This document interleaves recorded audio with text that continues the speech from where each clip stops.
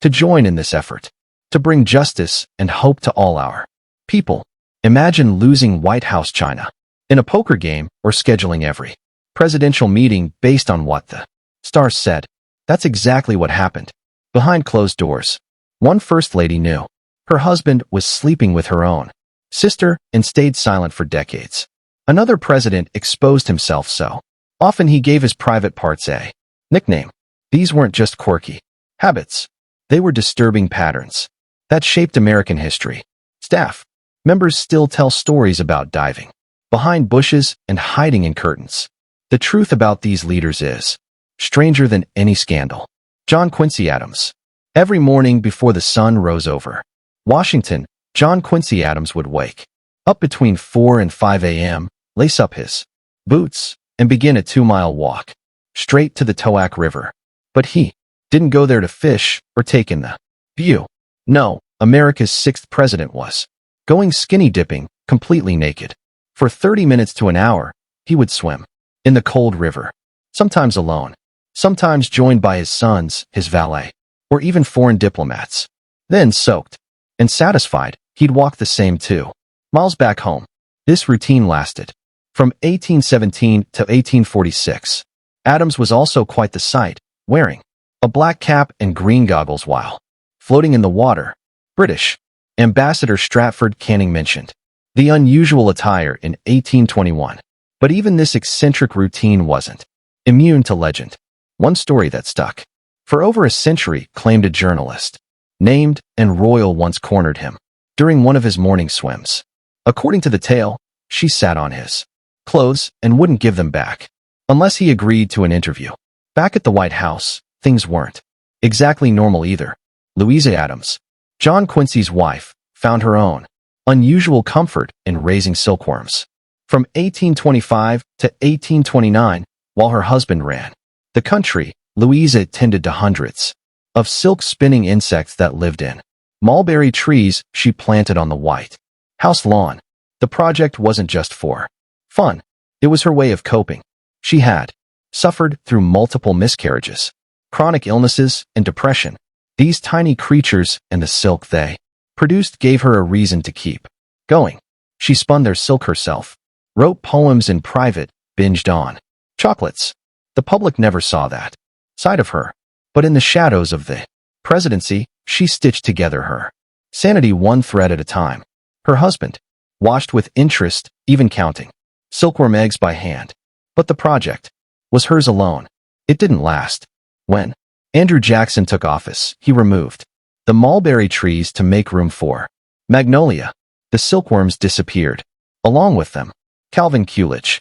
Calvin Coolidge was known as Silent Cal because he barely spoke, but his private routines were downright bizarre.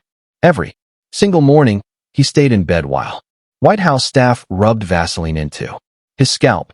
Yes, Vaseline. While they massaged his head with petroleum jelly, he calmly ate breakfast. He believed it was good for his health. At the time, Vaseline was already popular. It was being sold at a rate of 1 jar per minute across America, but using it as a hair treatment, that was pure Coolidge. He might have been quiet, but he was way ahead of the self-care curve. But nothing topped the arrival of Rebecca. In 1926, a farmer from Mississippi sent the Coolidge a raccoon for Thanksgiving dinner. Most people would have roasted it. Calvin didn't. He made her a pet. She got a collar that said White House. Raccoon joined in public events and lived inside the presidential mansion. Rebecca ate shrimp and piments. She played with eggs. She caused trouble, unscrewing light bulbs, knocking over houseplants, opening cabinets. But Coolidge adored her. She often curled up in his lap by the fire. She stayed with the family for 6 years until they left the White House and sent her to a zoo. But she never adjusted. Rebecca, once Queen of the White House, died shortly after. Lyndon B. Johnson. Lyndon B. Johnson wasn't just the 36th president of the United States. He was a walking shockwave. While most world leaders tried to appear formal and controlled, Johnson turned his own bathroom into a power base. If he was on the toilet, it didn't matter. He'd leave the door wide open, call his advisors in, and carry Unlike it was a normal meeting. No one dared complain. The discomfort was the point. It was all part of what people called the Johnson treatment. His way of bullying and charming people into giving him what he wanted. One time, National Security Advisor McGee Bundy nearly tripped and fell straight into Johnson's lap while he was mid-defecation. LBJ didn't blink.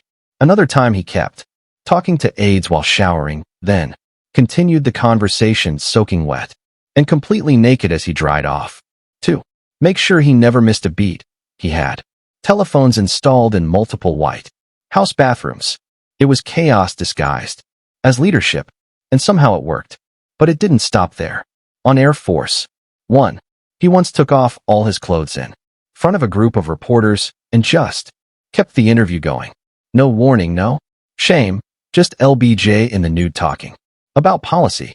It wasn't a one-off. Johnson had a disturbing habit of exposing his genitals so often, in fact, that he gave his penis a nickname, Jumbo.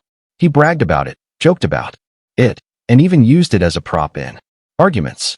The behavior started young in college. After a shower, he'd stroll out and say, "I've got to take old Jumbo here," and give him some exercise. I wonder who all tonight. When a journalist once questioned his stance on Vietnam, Johnson ordered the women out of the room. Then he pulled out his penis and yelled, "That's why." He wasn't joking. He actually believed showing his manhood was a valid response. He even had his tailor customize his trousers for extra space, saying on a recorded call, "The crotch down where your nuts hang is always a little too tight." He had a special shower head installed at crotch level, and when workers hesitated, he barked, "If I can move 10,000 troops in a day, you can certainly fix the bathroom any way I want it." Once, he urinated on a Secret Service agent's leg. When the agent protested, LBJ just said, "Don't worry, son. It's my prerogative." But while Johnson was obsessed with power and shock, his wife, Lady Bird, was paying the price in silence. She watched as her husband openly admired other women, especially Nellie Connolly, the stunning blue bonnet belle in campus